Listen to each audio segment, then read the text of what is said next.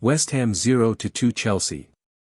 Chelsea remain at the top of the WSL table on goal difference thanks to a hard-fought victory in East London. Aggie Beever-Jones's 8th goal of the season gave her side the lead inside the first 2 minutes at the Chigwell Construction Stadium in Dagenham, and Erin Cuthbert smashed in the second goal late in the game to make the 3-point safe, although our opponents will have gone at halftime asking themselves how they had not scored as well. Some bad misses, one goal ruled out by the officials, and the woodwork had prevented West Ham finding the Chelsea net, while we did not come close to adding to our lead during the rest of the first half. Emma Hayes made plenty of changes early in the second half, one of them being Fran Kirby, who came on for a landmark 200th Chelsea appearance. We were tighter at the back after the interval, and another substitute, Mayra Ramirez, hit the West Ham post, while the strike from another of those players brought on, Cuthbert, proved unstoppable.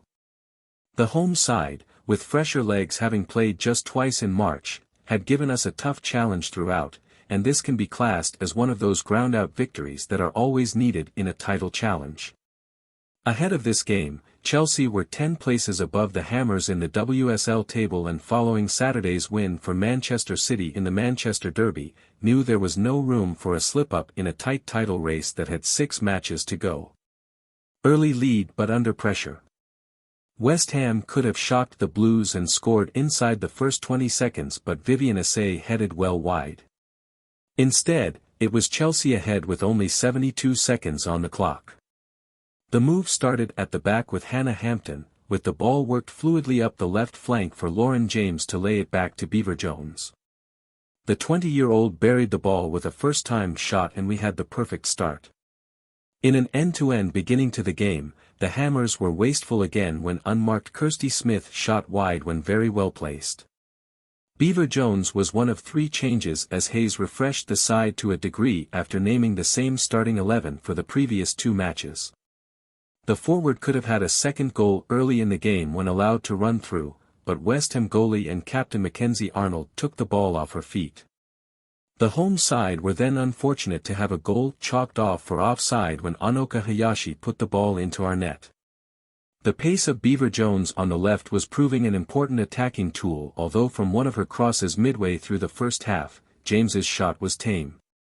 The game emerged from a quiet spell when, with 10 minutes to go before the interval, West Ham skimmed the Chelsea crossbar.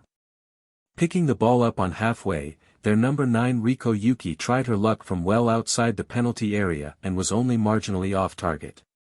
The story of the home side's half continued, and Asay blazed well wide, having wrestled her way in behind Jess Carter. More control and a Cuthbert thunderbolt. Hayes made a tweak at halftime with Ridding Cannerit switching wings and Beever-Jones playing more centrally, from where she sent a header wide early in the second half. Further changes were made 10 minutes in with Cuthbert and Catarina Macario introduced to the action. Before long, fit again Mayra Ramirez and Kirby were added too, with forward line much refreshed. Chelsea had stemmed the flow of West Ham chances and were playing most of the second half in the home side's half, but could we add the insurance of a second goal? Ramirez came agonizingly close when she shot across the face of the Hammers goal and watched it bounce back off the far post. The Blues' lead over Man City in the Women's Super League table is +2 on goal difference, with Arsenal, who play later in the day, 9 points behind. Chelsea and City have 5 games left to play. We'll be bringing you the very latest updates and breaking news. So please subscribe to the channel, like, share, and leave your comment in the comment section below.